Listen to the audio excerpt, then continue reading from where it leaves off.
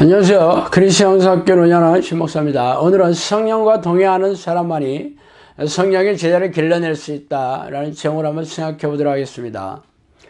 최근 중국 축구 대표 선수단의 감독으로 이탈리아의 면 감독인 리피가 다시 선임되었다고 합니다.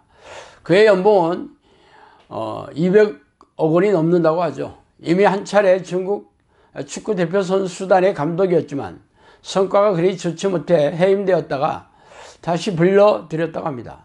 그 이유는 월드컵 본선에 오르기 위한 고육지책이었다고 중국의 언론은 전하고 있습니다.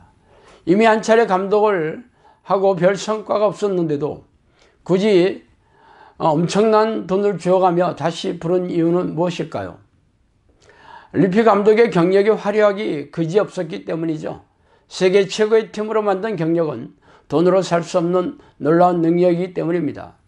이처럼 프로스포츠 구단의 감독은 죄다 스타 선수 출신은 기본이고 감독 경영 면에서도 최고의 성과를 거두어 들인 사람들만이 천문학적인 연봉을 받고 새로운 감독 자리가 주어집니다. 이런 일이 영적 세계에도 있어요. 성령의 사람을 양육하고 제자를 만드는 일 말입니다.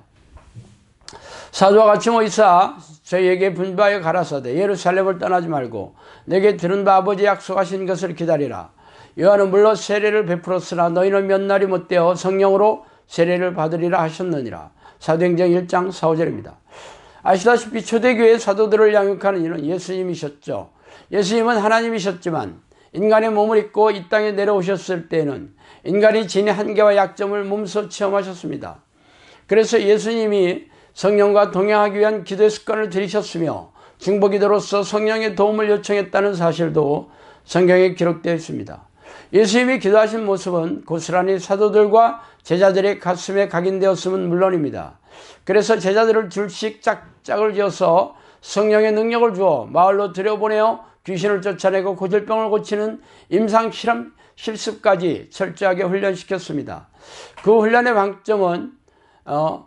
방점을 찍은 것은 부활하시고 승천하시면서 당부하신 말씀이었죠. 예루살렘을 떠나지 말고 성령이 내주하는 기도를 통해 성령을 받으라고 명령하셨어요. 그래서 사도들과 120명의 제자들은 마가 요한의 다락방에서 전심으로 성령의 내주를 구하는 기도 끝에 성령이 임하는 사건은 여러분도 잘 아시는 바입니다. 베드로가 가로되 너희가 회개하여 각각 예수 그리스도의 이름으로 세례를 받고 죄사함을 얻으라. 그리하면 성령을 선물로 받으리니 이 약속은 너희와 너희 자녀와 모든 먼 데 사람 곧 주 우리 하나님이 얼마든지 부르시는 자들에게 하신 것이라고 또 여러 말로 확증하며 권하여 가로되 너희가 이 패역한 세대에서 구원을 받으라 하니 그 말을 받은 사람들은 세례를 받음에 이날의 제자의 수가 3,000이라도 하더라. 저희가 사도의 가르침을 받아 서로 교제하며 떡을 떼며 기도하기를 전혀 힘쓰느니라. 사도행전 2장 38절 42절 말씀입니다. 사도들은 예수의 명령과 유훈을 받아 복음을 전파하고 제자를 양육하면서 초대교회를 세워나갔습니다. 이 사건은 사도들이 어떻게 제자를 양육했는지 열실히 보여주는 대목입니다.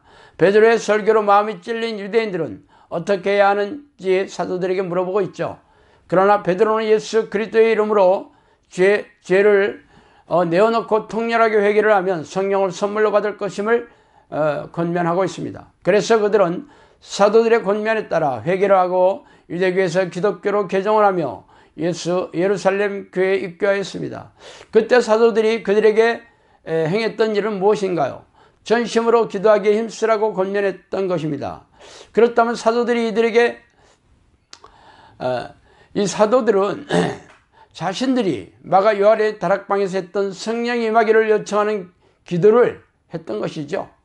사도들은 예수님과 3년 반을 따라다니며 예수님이 어떻게 기도했는지 눈으로 보고 몸으로 체험했습니다.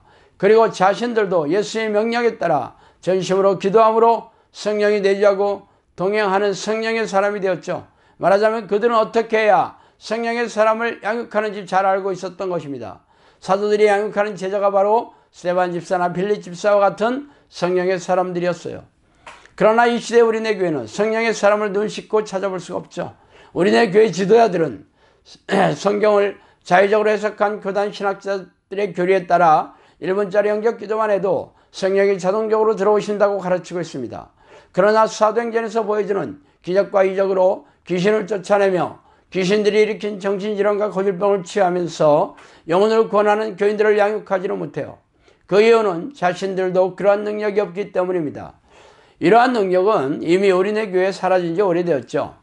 로마 황제가 예수를 믿는 놀라운 일이 일어나자 기독교는 음지에서 양지로 나왔으며 지배계급과 기득권층의 증거가 되었습니다. 그 이후로는 아무도 기독교를 박해하거나 핍박하지 않았죠. 거꾸로 황제의 총애를 받으려면 자발적으로 개종하여 기독교인이 되어야 했습니다. 그래서 더 이상 성령의 능력 따위는 필요가 없어졌어요. 너도 나도 기독교인이 되겠다고 줄을 섰기 때문이죠. 그렇게 초대교회와 교부시대를 거쳐서 중세의 로마 가톨릭 교회가 이어졌고 로마 가톨릭 교회의 부패와 타락을 보다 못해 종교개혁이 일어났습니다. 그 이후로 개신교가 탄생되었죠. 개신교도 처음에는 수많은 박해와 핍박으로 인해 성령의 능력과 하나님의 도우심을 구하는 기도가 절대적이었어요. 그러나 개신교도 점차 지배계급과 기득권층으로 들어가면서 중세 로마 가톨릭 교회의 부패와 타락의 전철을 밟고 있는 중입니다. 결론적으로 우리네 교회 지도자들은 성령의 사람이 되어본 적이 없기 때문에 성령의 사람들을 제자로 양육할 지식도 능력도 없습니다. 그러나 영성학교는 아니에요. 제가 10년 동안 하나님의 이름을 부르고 성령이 되지 않은 기도를 한 끝에 성령께서 말씀으로 지금의 사역을 훈련시키시고 명령하셨습니다. 그리고 충주의 한적한 시골에 보내주셔서 지금 영성학교를 열어주신 지도 거반 5년이 다 되어가죠. 그동안 영성학교에서 어떤 기적과 이적이 일어났는지 확인하는 것은 그리 어려운 일이 아닙니다. 그동안 1000명이 넘는 사람들이 찾아왔으며 영성학교를 교회 공동체로 삼은 이들도 150명이 넘어섰어요. 그동안 수많은 기적과 이적으로 귀신이 쫓겨나고 정신질환과 고질병이 치유되었고 가정과 삶이 회복되었습니다. 저는 어떻게 해야 성령의 사람이 되는지 성령으로부터 직접 훈련과 양육을 받아서 그대로 훈련시켰어요. 그래서 저와 아내에게 기도 훈련을 시켰고 지금의 코치인들을 양육했습니다. 이들도 저와 같이 귀신을 쫓아내고 정신질환과 고질병을 치유하는 능력을 보이는 것은 물론이죠.